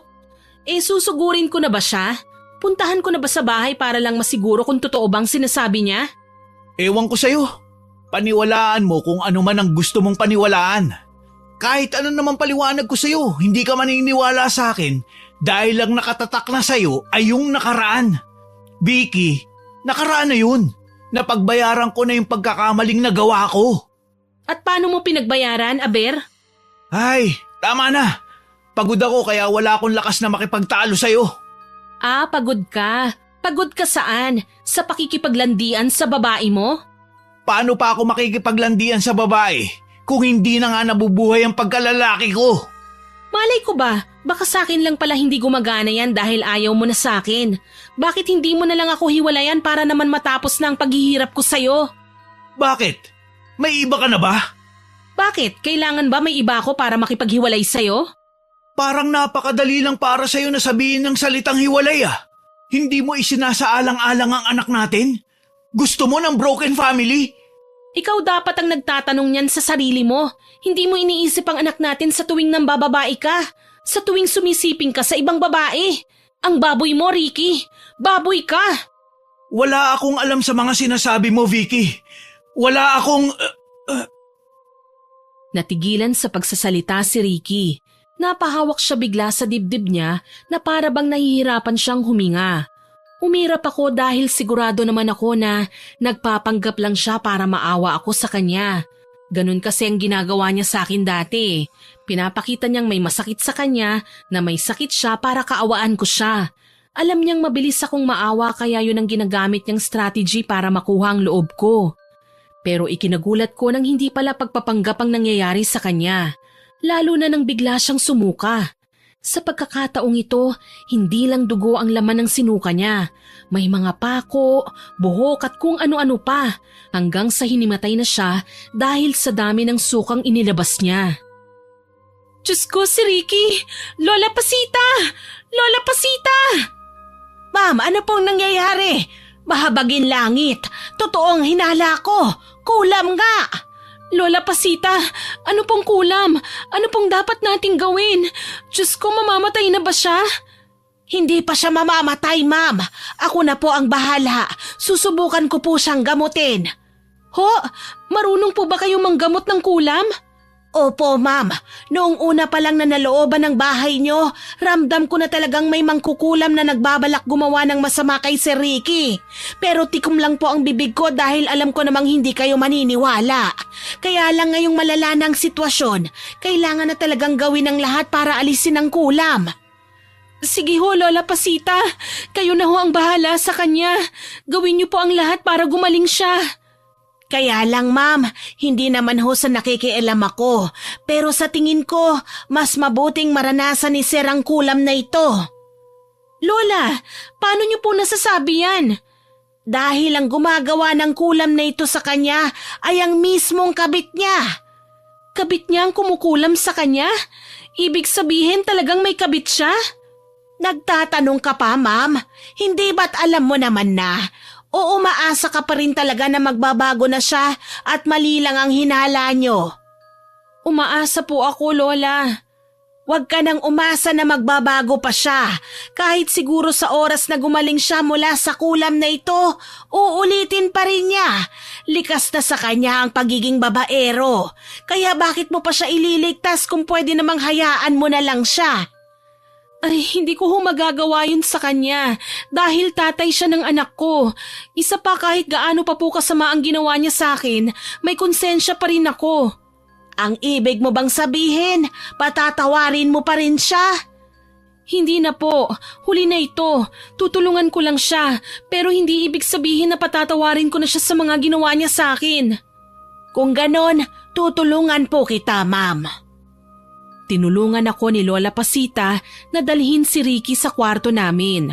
At dahil walang magbabantay kay Lovely, tinawagan ko si Shobe para bumalik sa bahay namin at matulungan kami. Habang naghihintay kay Shobe, tinulungan ko si Lola Pasita sa paghahanda ng mga kakailanganin niya. Mabuti na lang at bitbit niya palagi ang mga gamit niya. Bakit po hindi niyo sinabi sa akin na isa po pala kayong albularya? Sa tingin ko kasi, ma'am, hindi na kailangan. Hindi naman requirement sa pagiging tagapag-alaga ng bata ang pagiging albularya, hindi ba? Sa bagay, tama naman po kayo, Lola. Hindi nga yun requirement. Alam mo, ma'am, nakikita ko sa mga mata mo na pilit mong itinatago ang sakit na nararamdaman mo. Lola Pasita naman hindi niyo po kailangan sabihin yan dahil yun talaga ang ginagawa ko. Nasanay na ako sa paulit-ulit na ginagawa ng asawa ko. Paulit-ulit niya akong sinasaktan. Hindi lang sa pambababae niya, kundi pati na rin sa ugali niya at sa pananakit niya sa akin verbally at emotionally. Bakit niyo ho natitiis ang ganitong klasing lalaki? Isa lang naman ang anak niyo. Hindi ko nga rin po alam, Lola Sa tuwing magkakaroon po kasi kami ng problema, pag-aawayan namin, tapos susuyuin niya ako at patitikimin niya ng mga magagandang salita, papangakuan, pakikitaan ng maganda at kung ano-ano pa para mapabalik ako sa kanya. Pagkatapos lilipas na naman ang ilang buwan, uulit na naman siya kung kailan magtitiwala na ako ulit. Hindi ko nga po talaga alam, Lola Pasite. Siguro inuubos ko lang ang pasensya ko sa kanya. Pagkatapos kapag naubos na ang lahat ng pasensya ko, tsaka ko siguro siya hihiwalayan ng isang bagsakan. Ngayon kaya, ma'am, mapapatawad mo pa rin ba siya? Hindi ko po alam, Lola. Ang sabi mo kanina hihiwalayan mo na siya, o bakit ngayon nagbago na naman ang isip mo? Ay, ang hirap po kasing magdesisyon kung galit lang ako ngayon. Siguro mas maganda kung pag-iisipan ko sa oras na humupa na ang galit ko at kung magaling na si Ricky. Vicky, ano ba? Lola? Hindi ko ito sasabihin sa'yo bilang kasambahay mo, kundi bilang isang matanda na nakakakita ng hirap mo sa siraulong lalaking ito dahil mukhang hindi ka pa rin natatauhan. Yang asawa mong yan, ilang beses siyang nagdadala ng babae rito sa bahay nyo sa tuwing nasa trabaho ka pa. Ayokong makialam sa problema niyong mag-asawa. At isa pa, hindi ka maniniwala sa kaibigan mong si Ma'am Shobe, kaya siguradong hindi ka rin maniniwala sa akin. Bulag ka, Vicky. Hindi na pagmamahal ang nararamdaman mo sa lalaking yan. Ang gusto mo ay masaktan ng masaktan. Naging komportable ka na sa sakit na ginagawa niya sa'yo, kaya ayaw mo na siyang pakawalan. Totoo po ba ang mga sinasabi niyo? Kung nagsasalita lang si Lovely, naikwento niya na. At alam mo ba, pinapapasok niya pa ng pasimple sa kwarto niyo. Bakit ngayon niyo lang sinabi sa akin ang lahat ng ito? Dahil kailangan ko ang trabahong ito, Ma'am Vicky. Ang asawa mo, palagi niya akong pinagbabantaan na aalisin ako sa trabaho kapag sinabi ko sa iyo ang lahat. Matagal ko nang gustong magsumbong sa iyo, pero dahil kailangan ko ng pera, tinitiis ko. Nakaramdam ako ng matinding kirot. Pakiramdam ko, gumuho muli ang mundo ko sa mga revelasyong narinig ko. Galit na galit ako kay Ricky. Nanginginig ang buong katawan ko habang kuyom ang mga kamaong nakatitig sa kanya. Gustong gusto ko siyang saktan. Gusto kong ako mismo ang pumatay sa kanya. Pero sa kabilang banda, may konsensya pa rin akong nararamdaman. Hindi ko kayang pumatay ng tao, lalo na ng tatay ng anak ko. Hindi nagtagal ay dumating na rin si Shobe. Kaagad niyang nahalata ang namamaga kong mga mata dahil sa matinding pag-iyak. Oh, bakit ganyan ang mga mata mo? Be, tanga ba talaga ako kay Ricky? Oo, Vicky, tanga ka. Ngayon mo lang ba nalaman?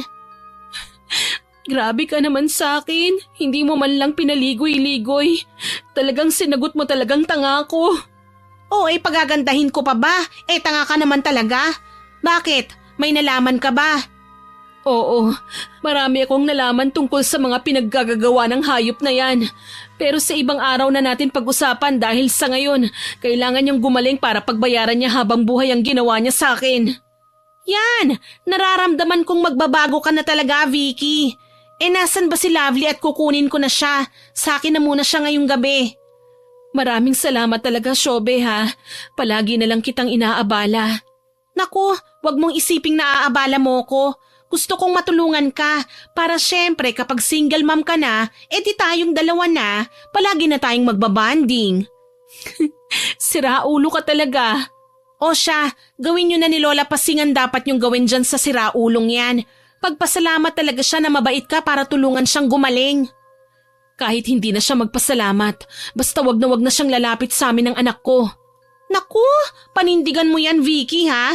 Gusto ko yung ganyang pananalita mo. Palaban? Alam kong nagtatalo pa rin ang isip at puso ko sa kung ano ba talaga ang gusto kong mangyari sa relasyon namin ni Ricky. Maraming dapat isaalang-alang sa oras na maghiwalay kaming dalawa. Maraming magbabago, maraming dapat ayusin at kung ano-ano pa. Pero kung ikapapayapa naman ang buhay ko pagkatapos ng lahat ng gagawin ko, mas mabuting gawin ko na. Nang masiguro kong ayos na si Lovely kay Shobe, bumalik na ako sa kwarto namin kung saan naroon si Lola Pasita at si Ricky. Gising na si Ricky at may pinaiinom sa kanya si Lola Pasita. Isang kulay pulang likido na ayaw niyang inumin. Hindi ko iinumin yan. Paano kung lasong pala yan? Huwag mo akong nililin lang ha. Alam kong matagal ka ng galit sa akin. Ay kung ako lang ang masusunod, pinatay na kita ngayon. Ricky, ano bang ginagawa mo? Eto kasing matandang to. Balak akong lasunin. Lola Pasita, ano po ba yung pinaiinom niyo sa kanya? Gamot ito para maisuka niya ang lahat ng inilagay ng mangkukulam sa tiyan niya. Sa oras na maisuka niya ang lahat ng iyon, gagaan na ang pakiramdam niya. Bakit ba ang kulit mo? Hindi nga ako nakulam. Hindi! Ma'am, pakiabot nga ang planggana. Susuka siya.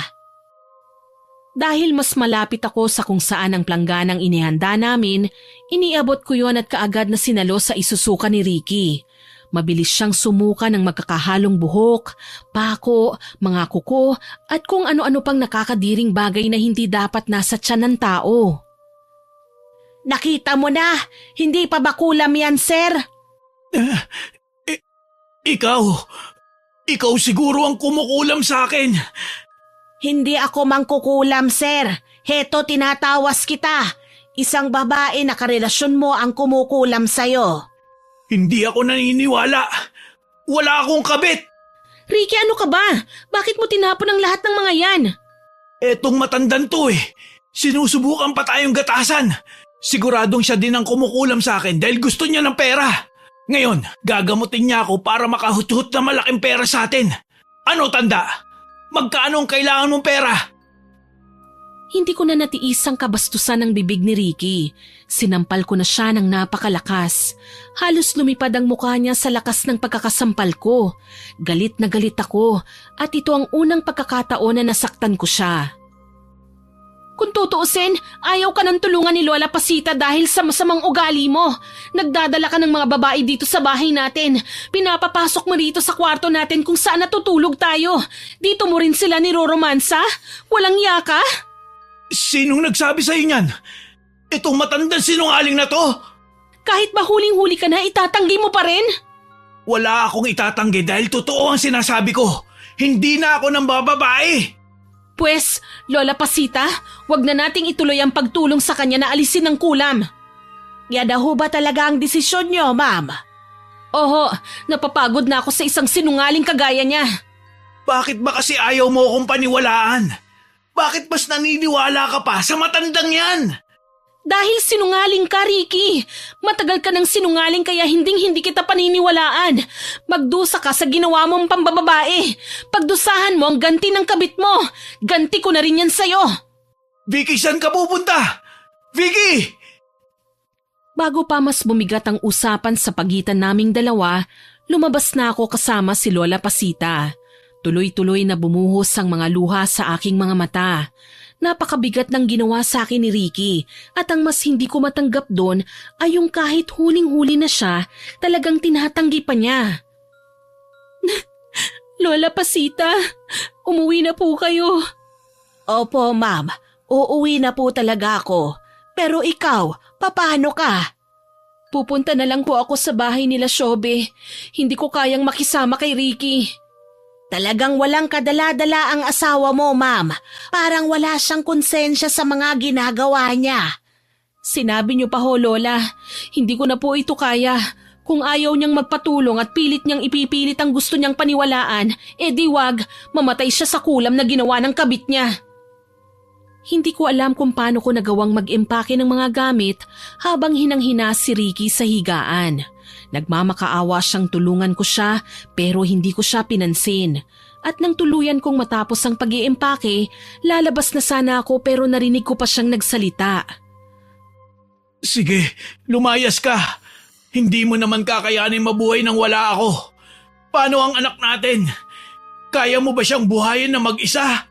Oo, kayang-kaya ko siyang buhayin kahit wala ka. Kung makapagsalita ka, akala mo ikaw lang ang nagtatrabaho sa ating dalawa? Hindi mo nga mapunan ng lahat ng ikaw lang kaya kinailangan ko ring magtrabaho. Tignan natin kung kayanin mo. Hindi ako makapaniwala na kaya mong gawin sa akin to, Vicky. Kaya mong tiisin ang asawa mo na may sakit. Correction, kinulam ka, wala kang sakit at kabit mo ang kumukulam sa'yo. Paniwalaan mo lahat ng gusto mong paniwalaan, Vicky. Maniwala ka sa kanila para mapahamak ang pamilya natin. Hindi ako makapaniwala. Minanipula mo ko ng ilang taon at ako naman itong si Tanga, nagpamanipula rin naman. Hindi ko na siya hinintay pang makaganti ng sagot sa akin. Kaagad na akong lumabas ng kwarto at dire-diretsyong umalis. Isinabay ko si Lola Pasita sa pag-alis at binigyan ko rin siya ng pera. Sinabi kong babayaran ko siya para sa huling buwan na namasukan siya sa oras na matanggap ko ang sahod ko. Pumayag din naman siya dahil alam niya rin ang sitwasyon ko. Nang makarating ako sa bahay ni Shobe, sinalubong niya ako ng hindi makapaniwalang muka. Diyos ko, Vicky, sigurado ka ba sa desisyon mo? Hindi ba nagpadalos-dalos ka na naman nang iniwan mong mag-isa si Ricky sa bahay niyo? Paano kung mamatay yon? Mamatay siya kung mamatay. Hindi siya naniniwala na kabit niyang may gawa ng mga nangyayari sa kanya. Si Lola Pasita ang tinuturo niyang salarin sa nangyayari sa katawan niya. Malala na talaga ang utak niyang asawa mo, no? Talagang pinipilit niya kung ano ang gusto niyang paniwalaan. Kaya nga hindi ko na siya pinilit pa. Kung ayaw niyang gumaling mula sa kulam, diwag. Ang tanong kung kakayanin ba ng konsensya mo kung halimbawang mamatay siya. Hindi ko na muna iisipin yun sa ngayon, Shobe. Gusto ko lang talagang lumayo sa kanya. Kung ano man ang mangyayari sa kanya sa mga susunod na araw, nasa mga kamay niya na yon. Binigyan ko siya ng pagkakataon na umamin sa kasalanan niya at pagalingin siya ni Lola Pasita, pero pinili niyang itaas ang sarili niya. Hay, iba na talaga ang taong may desidido na talagang desisyon. Hindi na talaga mababago. 1, 2 araw hanggang sa hindi ko na namalayang 1 buwan na pala ang makalipas simula nang iwan ko si Ricky. Pero imbis na mangulila sa kanya, tila wala namang nagbago. Walang nagbago dahil bihira lang din naman kaming nag-uusap sa araw-araw. Nag-uusap lang kami kapag may kailangan pag-usapan. Nagkakasama lang kami sa pagtulog sa gabi, kung minsan hindi pa nga dahil nga palagi siyang may overtime. Overtime na sa tingin ko ay dahilan niya lang. Sa buong 1 buwan na yon, nagmatigas din si Ricky. Wala siyang paramdam at sa totoo lang, naghihintay na lang ako ng balita na namatay na siya. Hanggang 1 araw, nabigla ako nang may kumatok sa bahay nila Shobe at siya ang napagbuksan ko ng pinto. Sobrang payat niya, halos butot balat na lang. Ricky, anong ginagawa mo rito? Vicky, tulungan mo ako. Hindi ko na kaya. Bakit kita tutulungan? Sinubukan kong humingi ng tulong sa kung kani-kanino at kung saan-saan, pero walang gustong tumulong sa akin. Ang sabi nila, masyado raw malakas ang mangkukulam na gumagawa nito sa akin. Sino raw ang gumawa niyan sa'yo? Ang kabit ko. Inamin mo rin. Wala na akong choice kundi ang umamin, Vicky. Kung ganon, aminin mo ang lahat. Siya lang ang naging kabit ko. Talaga? Talagang siya lang, Ricky? Hindi. Marami pang iba ang pinagsabay-sabay ko habang may relasyon kami ng kabit kong si Lisa. Kita mo na? Aamin ka rin pala. Tulungan mo na ako, Vicky. Hindi mo pa nasasagot ang tanong ko sa'yo. Bakit kita tutulungan? Sa lahat ng mga ginawa mong masasakit sa akin, lahat ng panluloko at panggagago mo, sa tingin mo bakit kita tutulungan? Mahal, wala na akong ibang matatakbuhan. Hindi ko masasabi sa iyo na tulungan mo ko dahil asawa mo ko o kahit dahil may anak tayo. Dahil wala akong karapatan sabihin yun. Nagmamakaawa ako ngayon bilang tao. At kahit na gumaling na ako, hindi na kita gagambalain. Hahayaan na kitang gawin ang mga bagay na gusto mo kahit na wala na ako sa tabi mo. Hindi sapat na dahilan yan para… Ricky, anong ginagawa mo? Kung kailangan kong lumuhod para tulungan mo ako, luluhod ako, Vicky. Pakiusap. Pinuntahan ko na si Lola Pasita pero hindi siya nakinig sa akin. Sa'yo raw ako humingi ng tulong. Ikaw na lang talaga ang mahihingan ko ng tulong. Vicky, sino ba yung panayang atungal na yan? Ha? Ricky, bakit nakaluhod ka dyan? Humihingi siya ng tulong sa akin para gamutin siya ni Lola Pasita. Wow ha, pagkatapos mong tumanggi sa tulong na inaalok sa'yo noong nakaraan, edi sana gumaling ka na ngayon. Kaya nga pinagsisisihan ko na ang lahat ng pagkakamaling nagawa ko. Hindi ko na kayo guguluhin pa. Ngayon lang, huli na to. At paano kung mamatay ka habang tinutulungan ka namin? Kasi hindi naman namin alam kung gaano katindi ang kulam sa'yo. Tingnan mo nga ang sarili mo, sobrang payat mo na. Kung mamamatay man ako, ang importante, sinubukan kong lumaban. O siya, sige. Pupunta tayo kay Lola Pasita para humingi ng tulong. Sasama ako para hindi mo mauto ang kaibigan ko. Napakaganda na kaya ng buhay niya kasama kami ng pamilya ko. Kaya hindi mo na siya mababawi sa amin. Maniwala kayo sa akin. Ang gusto ko lang ay ang makawala sa kulam na to. Kaya pakiusap, tulungan niyo ko. Hindi ko alam kung tama ba ang ginawa kong pagpayag na samahan si Ricky sa bahay ni Lola Pasita, pero yun ang sa tingin kong tama. May konsensya pa rin naman ako kahit na anong tindi ng galit ko kay Ricky, kaya tinulungan ko siya. Ilang oras din ang naging biyahe namin papunta sa bahay ni Lola Pasita dahil lumipat na pala sila sa ibang baryo. Hindi na rin siya sumasagot sa mga tawag ko dahil nag-iba na rin ang numero. Buti na lang talaga at natuntun pa rin namin siya. Lola Pasita? Tao po! Lola Pasita! Ah, Ma'am Vicky, ano hong ginagawa niyo rito at… Ikaw na naman, Sir Ricky? Bakit ho, Lola? Ilang beses na po ba kayong pinuntahan nitong si Ricky? Ay nako, oo, nagpapabalik-balik yan sa bahay ko. Kung ano-anong pagbabanta ang ginagawa niya sa akin para lang gamutin ko siya. Walang ya talagang lalaking to? Pasensya na ho, Lola. Desperado lang ho talaga ako. Alam ko, pero hindi ako bumibigay sa mga taong kagaya mo. Ano ho, Ma'am Vicky? Napatawad niyo na po ba yung asawa niyo? Alam niyo naman po na hindi ko siya mapapatawad, pero may awa pa rin naman po ako, kaya gusto ko po sanang tulungan niyo siya. Pagkatapos ay hindi na po kami ulit magkikita kahit kailan. Kung ganon, pasensya na kayo pero hindi ko na siya matutulungan. Ano ho? Pero bakit po? Matagal ko na siyang paulit-ulit na sinasabihang magbago na aminin na ang pagkakamaling nagawa niya bago pa mahuli ang lahat. Pero paulit-ulit niya akong binabalikan dito at pinagbabantaan na kung hindi ko raw siya pagagalingin ay papapatay niya raw ako o kaya ipapupulis pa. Hindi rin naman niya ginawa dahil wala siyang lakas ng loob. Ngayong malala na ang sitwasyon niya, tsaka niya pa tinatanggap na mali siya. Wala na akong magagawa sa sitwasyon niya ngayon, Ma'am Vicky. Malala na ang kulam. Lola, wag naman po kayong ganyan. Gagaling pa naman po ako, di ba? Handa akong ibigay ang lahat ng meron ako. Gumaling lang ako. Pakiusap po. May isa pang paraan para gumaling ka, Sir Ricky. Huling paraan. Ano po yun? Gagawin ko po ang lahat. Pakiusap po. Kailangan mong puntahan ng mangkukulam. May dalawa kang pagpipilian. Ang kausapin siya ng maayos para itigil niya na ang kulam o ang patayin siya. Papatayin po. Pero alam niyo po na hindi ko magagawa yun. Yun na nga lang ang natatanging paraan. Hindi na kita matutulungan pa. Vicky, anong gagawin ko? Sige, ako ang kakausap sa kanya. Ano ka mo? Kakausapin mo ang kabit nitong hinayupak na ito? Opo, dahil alam ko po na kaya niya kinulam si Ricky ay dahil sa matinding galit at pagmamahal na nararamdaman niya para sa kanya. Ano naman ang koneksyon nun? Kung ako ang kakausap sa kanya, ipararamdam ko sa kanya kung paano patawarin ang taong mahal na mahal mo at pinagkatiwalaan mo ng husto pero sa huli, tinarantado ka at niloko pa rin. Vicky, Halika na, Ricky. Hindi ka pwedeng mamatay ngayon.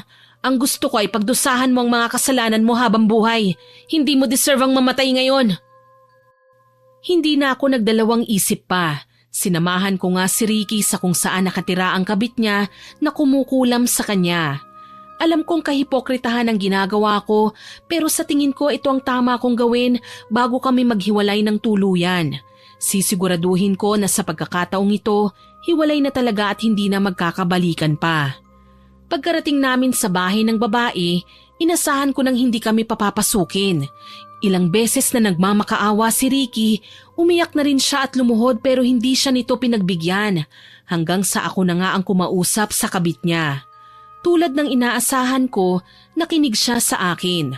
Pinapasok niya ako sa loob kapalit ng hindi pagpapapasok kay Ricky dahil hinding-hindi niya raw ito gustong makausap pa kahit kailan. Kinausap ko siya ng masinsinan, babae sa babae, hanggang sa matapos kaming mag-usap. Vicky, ano raw ang sabi niya?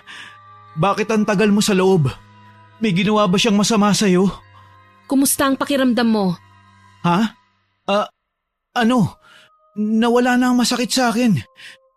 Teka, bakit ganun? Parang nawala lahat ng nararamdaman ko ah. Sinunog na ng kabit mo ang altar kung saan niya ginawa ang kulam kaya gagaling ka na. Sa wakas, malaya na rin ako sa mga sakit na nararamdaman ko. Dapat kang humingi ng tawad sa kanya, hindi lang sa akin. Nakakahiya ka, Ricky. Hindi ko akalaing magagawa mo ang lahat ng mga ginawa mo sa akin. Hindi lang sa akin, maging sa mga naging babae mo. Vicky, sorry sa lahat. Hindi ko na ipagtatanggol pa ang sarili ko. Tinatanggap ko na mali ang lahat ng mga ginawa ko. Mabuti kung ganon. Ngayong tapos na ang sumpa sa'yo, siguro naman hindi na tayo magkikita pa. Magpa-file na rin ako ng annulment para matapos ng namamagitan sa ating dalawa.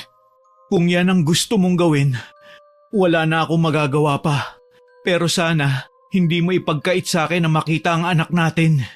Pasensya ka na, pero may kasunduan tayo na tutulungan kita kapalit ng paglayo mo ng tuluyan sa aming mag-ina. Wala nang nagawa pa si Ricky kundi sundin ang kasunduang pinagkasunduan namin. Ilang taon ang matuling lumipas at hindi na nga talaga kami nagkita pa ni Ricky. Hindi niya rin kami kinontak pa. Pero tila tadhana talaga ang naglalapit sa amin sa isa't isa dahil pagkatapos ng higit 10 taon, nagkita ulit kami sa isang mall. Kasalukuyan kaming namimili ng gamit sa school kasama ang anak namin. Iiwas sana si Ricky pero ako mismo ang lumapit sa kanya. Ricky! Vicky, hindi ko sinasadyang magkasalubong tayo rito. Alam ko naman. Sige, aalis na ako. Teka, wag muna. Nandito na rin naman tayo. Bakit hindi ka nalang sumama sa amin ni Lovely? Ha? Pwede ba? Oo naman. Sige, ano bang ginagawa niyo rito sa mall? Baka makakaistorbo ko sa inyong dalawa. Hindi, mamimili ako ng mga gamit niya sa school. Malapit na kasi ang pasukan. Ganun ba? Nasa anong grade na ba si Lovely ngayon? Grade 5 na siya ngayong pasukan. Ang bilis naman ng panahon. Parang kailan lang, maliit pa siya pero ngayon dalaginding na. Sayang at hindi ko nasubaybayan ang paglaki niya. Ikaw kasi. Kaya nga. Pero maniwala ka, hindi na ako kagaya ng dati. Nagbago na ako. Kung nagbago ka na talaga, baka pwede mo nang bisitahin si Lovely. Pwede ko siyang bisitahin? Talaga? Oo, tatay ka naman niya at isa pa, hinahanap ka na rin niya. Simula noon, pinagbigyan ko na si Ricky na makasama si Lovely kahit 1 o 2 beses kada buwan. Hindi naging mahirap para kay Lovely na makasundo ang tatay niya kahit na parang ngayon lang niya nakilala ang tatay niya. Naniniwala rin ako na talagang nagbago na si Ricky at kung hindi man, nasa kanya na yon. Oh, ito na yung kape na order mo. Ay, salamat. Mukhang masarap nga to tulad ng sinabi mo ah. Masarap talaga yan. Yan nga ang favorite ko eh. Siya nga pala, sigurado ka ba na okay na hindi na natin sasamahan si Lovely? May tiwala naman ako kay Ricky na hindi niya sasaktan ng anak namin. Sige, maghintay na lang tayo rito. Siya nga pala, ilang taon nang nakalipas mula nang nangyari yung pagkulam kay Ricky. Pero hindi ko pa rin alam kung bakit humantong yung kabit niya sa pagkulam sa kanya. Nasabi ba? At sa tagal ng panahon, ngayon mo lang din talaga natanong, no? Ngayon lang pumasok sa isip ko eh. So ano nga, anong dahilan? Yung kabit niyang yun, matagal na pala niyang babae. May anak din sila. Ha? Oo, hindi mo talaga mahuhulaan ang lahat ng kasamaang ginawa ni Ricky sa akin. Nabuntis niya yung babae at pinanagutan niya sa likod ko. Nagpanggap si Ricky na malayo ang trabaho niya, kaya tuwing linggo lang siya uuwi. Kaya siya umaalis tuwing linggo kahit na wala naman siyang trabaho. Grabe, ang tindi rin naman pala talaga ni Ricky, no? Nagawa niya yun? At ang mas matindi pa, hindi lang siya ang kabit. Marami pang ibang babae. Hindi ko nga alam kung bakit hindi nagkaroon ng AIDS yang si Ricky eh.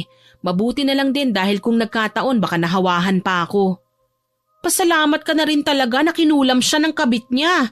Dahil kung hindi hanggang ngayon niloloko ka pa rin niya. Parang angel in disguise nga, pero sa malademonyong paraan. Paano mo naisip yan? Wala, bigla lang pumasok sa isip ko.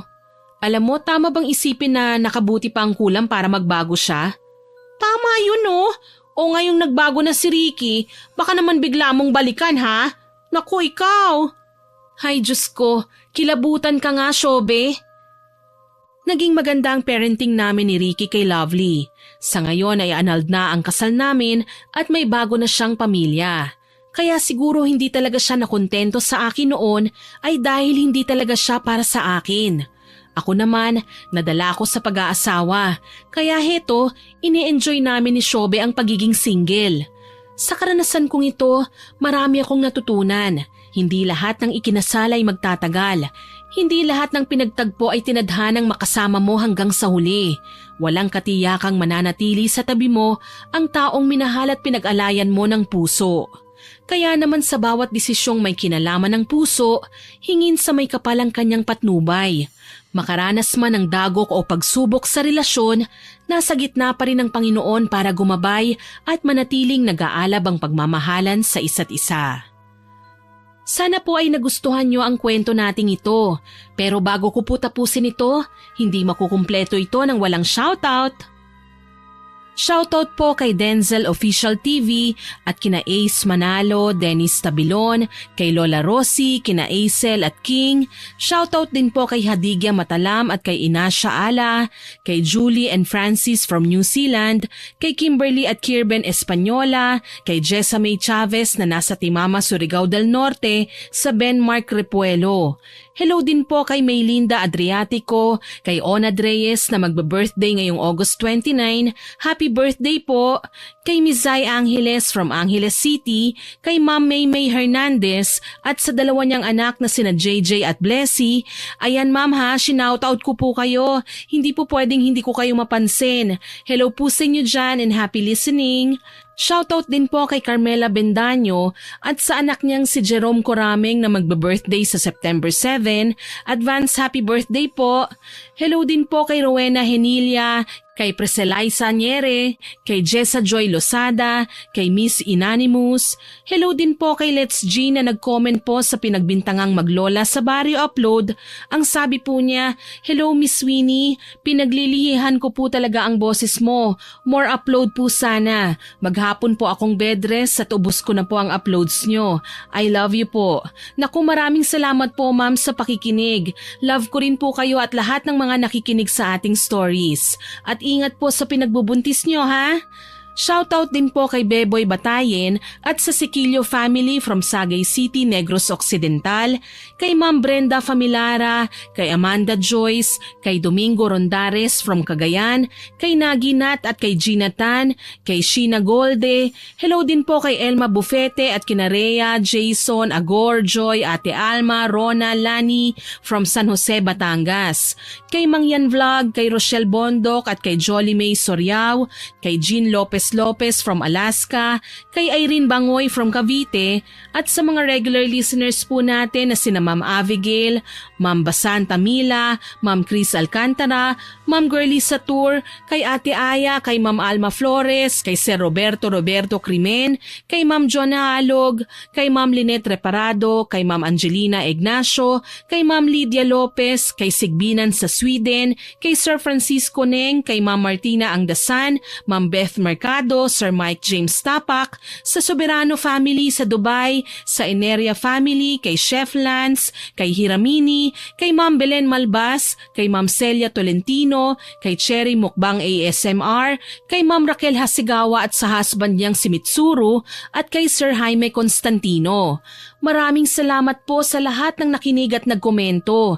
Abangan pa rin po ninyo ang mga susunod nating stories. At huwag po ninyong kalimutang mag-subscribe, like, share and comment sa upload natin. Para po mabilis nyong makita kung may bagong upload po tayo, pindutin nyo lang po ang notification bell para updated po kayo sa mga upload natin. Hihingin ko pa rin po ang inyong suporta para ma-reach natin ang 100k subscribers ha. Muli ako po si Miss Winnie na nagpapasalamat sa inyong pakikinig.